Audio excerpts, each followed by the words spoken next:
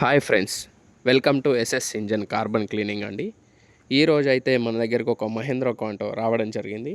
ఈ Mahindra Kanto reading వచ్చేసి 1,30,680.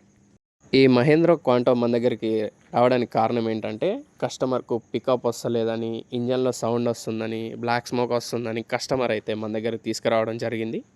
ఇప్పుడైతే ఈ మహేంద్ర కాంటోకి మనం డీకార్బనైజ్ చేద్దామండి. ఈ ఇంజన్ కార్బన్ క్లీనింగ్ అయ్యాక కస్టమర్కి ఎలా అనిపించిందో ఒకసారి అడిగి తెలుసుకుందామండి.